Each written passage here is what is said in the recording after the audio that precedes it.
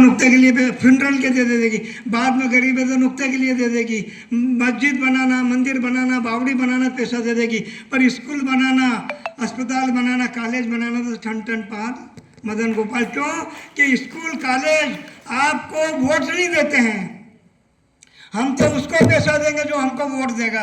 और आज जैसे अभी भाई साहब ने पिछले सत्र में दिल्ली वाले कहाँ बैठे वो, उन्होंने कहा था कि भाई सब संस्थाएं विपरीत प्रकृति की हो गई है। तो विपरीत प्रकृति की क्यों हो गई है कि अब छोटा सा चुनाव अपन बात करते हैं कि मान लो कि हमारे पंचायत का चुनाव आए भाई साहब, तो पंचायत के चुनाव में 300 वोट पे या 400 वोट पे एक पंच चुना जाता है। तो जब वो पंच वोट के लिए जाता है तो हमके का हाल होगा, मतलब थाने वोट देंगा तो मन का ही देगा। और उसके बाद में विधायक से सब समझ लो आगे तक की बात। तो प्रश्न ये हो गया है कि 5 किलो अनाज में देश की सरकार बदल रही है, 1100-1500 की लाडली बहना में भी सरकार बदल रही है, वृद्धावस्था पेंशन में बदल रही है। और किसानों की, मैं तो किसान हूँ पर मैं किसानों की बात करता हूँ कि अभी 4-8 दिन 15 दिन पहले पेपर में आया था 10 लाख करोड़ की सब्सिडी किसानों को दी जाती है। अब वो कितने किसानों के खाते में जाती है, हमारे खाते में कुछ नहीं आता है, तीनों भाई हम किसान हैं, हमारे खाते में कुछ नहीं आता, पर कितने आती कहाँ जाती उससे मतलब नहीं है। यदि उन 10 लाख करोड़ रुपए से बांध बनाया जाए, माइक्रो सिंचाई की व्यवस्था की जाए, उन्नत लेबें बनाई जाए, अच्छे प्रकार के बीजों का उत्पादन किया जाए और ये बोल दिया जाए कि भाई 5 वर्षों तक किसी भी किसान को, किसी भी व्यक्ति को कोई सब्सिडी नहीं मिलेगी, सब्सिडी के बजाय काम होगा। और उस काम को करने के पीछे भी आपको एक बात करना पड़ेगी, विधायक बन गया तो इतने पैसे बांट दे, सांसद बन गया तो उतने पैसे बांट दे, फलानी संस्था में चला गया तो उतने पैसे बांट दे, तुम्हारे बाप के पैसे हैं।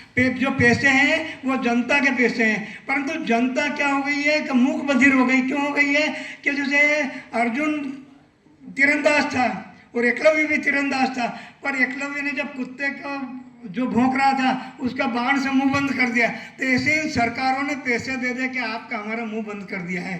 अब क्या है कि द्रोणाचार्य जी आ रहे, वो तो अंगूठा कटवा रहे हैं। अब तो द्रोणाचार्य जी है ना सब, वो तो अंगूठा, जो भी एक पार्टी के अलावा बात करेगा वो देशद्रोही हो जाएगा, उसको पाकिस्तान भेज दिया जाएगा।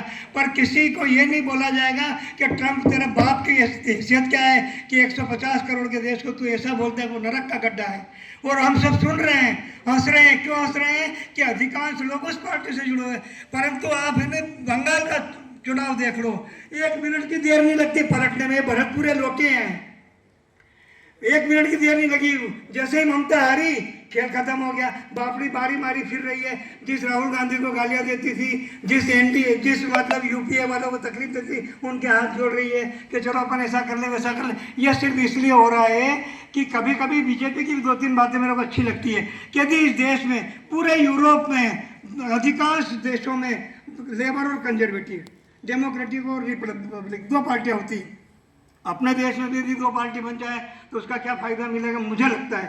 फिर मिलेगा नहीं मिलेगा, आप बड़े अनुभवी लोग आप जानो, पर फायदा ये मिलेगा कि हर व्यक्ति को ये सोचना पड़ेगा कि अब हॉर्स ट्रेडिंग नहीं होगी। अब 5 करोड़ 10 करोड़ 100, हमारे यहाँ तो मान लो मध्य प्रदेश में आपको 10-10 करोड़ में बिक गए थे, अब तो 100-100 करोड़ में बिक रहे हैं, पर किसी को भी पैसा नहीं मिलेगा। एक पार्टी से दूसरी पार्टी में जाओगे तो 5-7 साल तक आपको टिकट नहीं मिलेगा। यदि ये नियम आ जाए कि अगले 5 या 7 साल तक हम टिकट नहीं देंगे तो ये इधर उधर जाना आना बंद हो जाएगा। और अभी जो प्रजातंत्र अपना है ये वर्चुअल, रमाबेन, वर्चुअल आभासी दिख रहा है, परंतु प्रजातंत्र है नहीं। मुख्य न्यायाधीश है वो भी उधर, ज्ञानेश जी है वो भी उधर, तीसरे चौथे पांचवे छठे किन के नाम लो सारे उधर है। तो सब सारे एक तराजू में बैठ जाएंगे। तो यदि एक ऊँट लेके जा रहा था तो एक कुमार ने कहा कि भाई मेरे मटके रख ले, एक मेरे जैसे किसान ने कहा भाई मेरी सब्जी रख ले।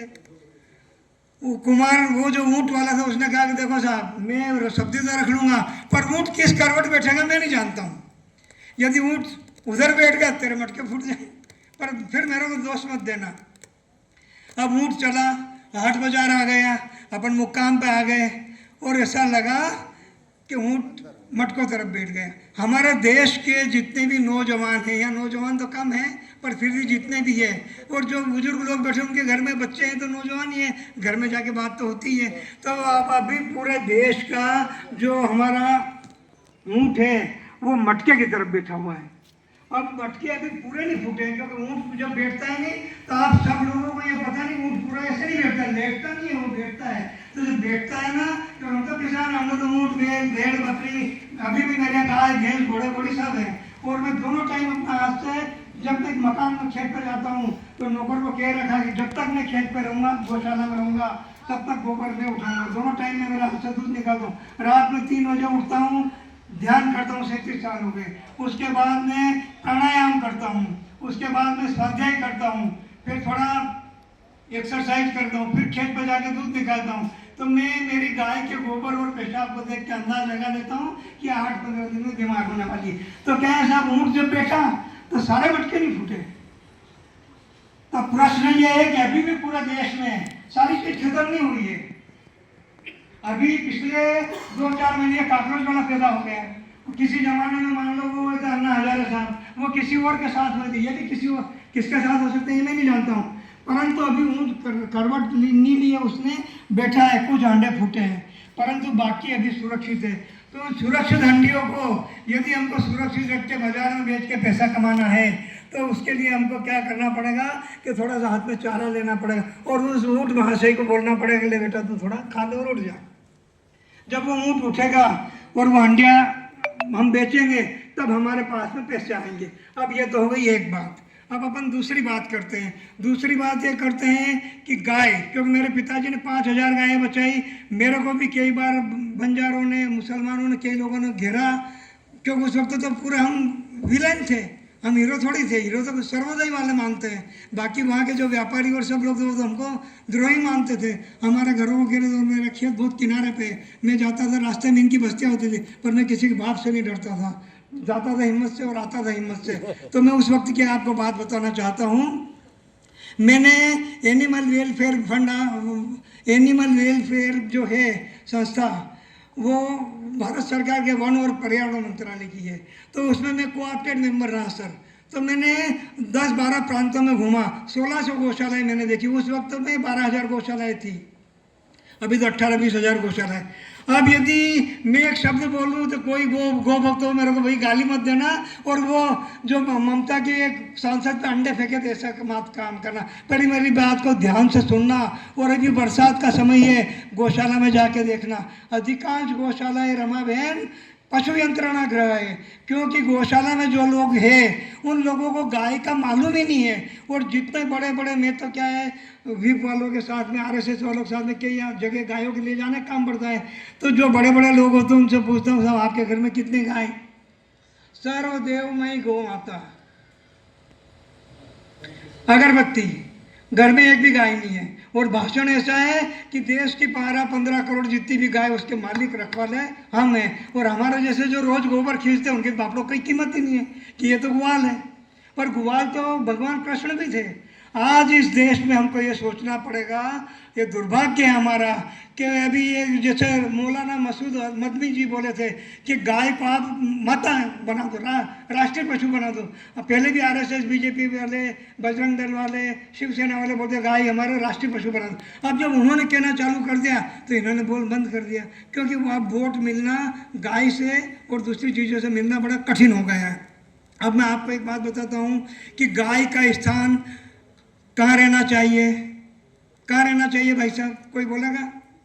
गौशाला में नहीं रहना चाहिए, यही गलती है। गाय का स्थान अपने घर में रहना चाहिए।